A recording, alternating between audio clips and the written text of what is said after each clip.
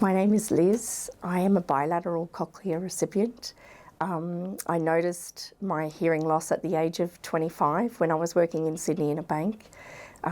We had a secretary who was calling my name when I was standing at the photocopy machine, and I didn't hear her, and she called and called and called and called, and by the time I looked up, the whole office was laughing at me. And someone from work mentioned I needed to get a hearing test, which I did. I had the hearing test and was told that I was deaf and I needed 2 hearing aids. I was in great shock, and it took me another 2 years to then go and do something about that.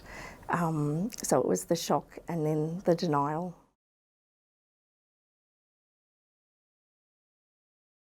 I was living in Sydney and wanting to understand why I was losing my hearing. I was doing quarterly audiograms, and each quarter my hearing was showing a deterioration, which caused me a lot of anxiety. I wanted to control it. So I visited a number of different ENTs and audiologists in both Queensland and New South Wales to find out why. So I just wanted someone to tell me why this was happening and then to fix it.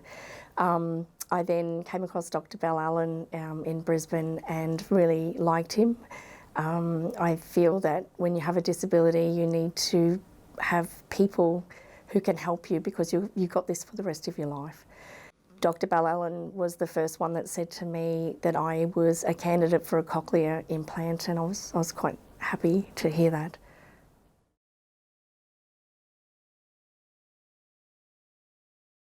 So I had my first implant on my left side in 2008. I was 37. I'd been essentially deaf since I was 25, so it was quite a long time.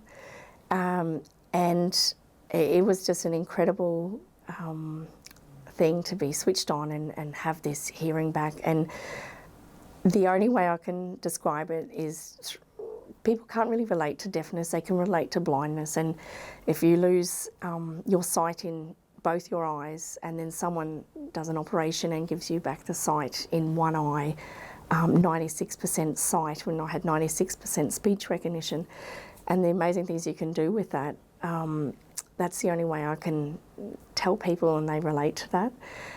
So I went from nothing to 96% speech recognition in one ear, and I thought it just would never get better than that. Why would you need 2 implants? It's just amazing. I came out of my shell from a life of being pretty much by myself, withdrawn. I couldn't talk on the phone to my family. I had only a few very tolerant friends that were really good to me. I lost a lot of friends. I lost contact with my family. Even in work was really hard. I had a hardcore banking job as an analyst and I couldn't use the phones. So I then went from that to this vibrant, confident person that sort of right out in conversation and society just changed my life.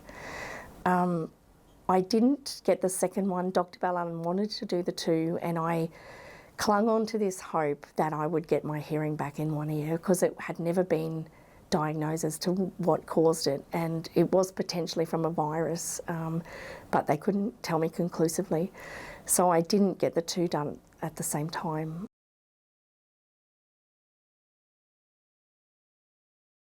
After a few years, I sort of thought I wanted a bit more. I could attend meetings, but I had to be careful where I sat. I could talk in groups of people, but I found it difficult to follow the conversation if there was a number of people speaking. So I wanted a little bit more, which is why I went back then for the second implant. And I also waited because of the technology changes. So every 5 years there's new technology, and I wanted then to upgrade my left ear and have it the same technology as the implant on the right ear.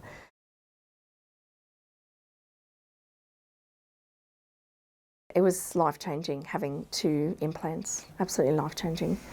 To have the sound all around. I could not go back to one. I feel disabled.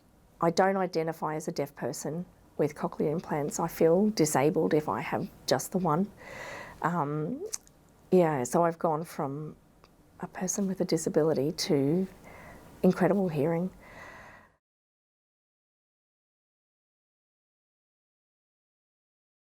I actually wrote, Karen has an email that I wrote, which I sent out to my work colleagues and friends the day before I had the implant. And it was, I look back and it makes me cry actually.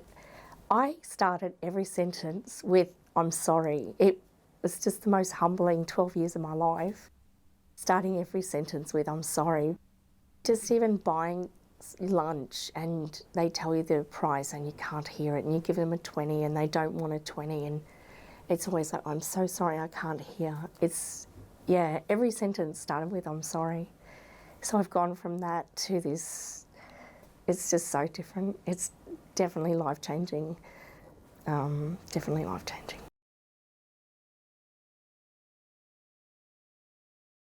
The first switch on was strange. I had seen babies being switched on the, on YouTube, and there's this instant reaction. For me, it was confusion. Karen Pedley was doing the switch on, and she sounded like Minnie Mouse. It was just, she was talking, and my brain was understanding these words. It was the strangest thing, this high-pitched Minnie Mouse squeaky voice. And then over the course of the audiology, over that 6-month period, has refined that sound into something that's just fantastic.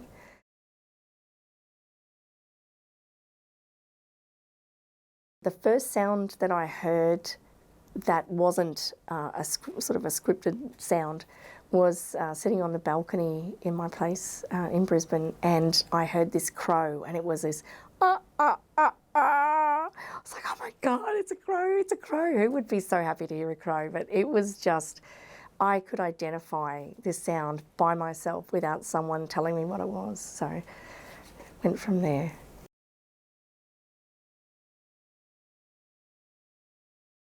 I would say to someone considering getting a second, don't hesitate, like just go and do it. It's just amazing. You get bilateral sound. You don't have to worry about where you sit in a meeting room. You don't have to worry about the conversation. It's rebounding from all different people and you can follow it. It's incredible. It is incredible, and I almost regret not doing it sooner. So it's definitely good.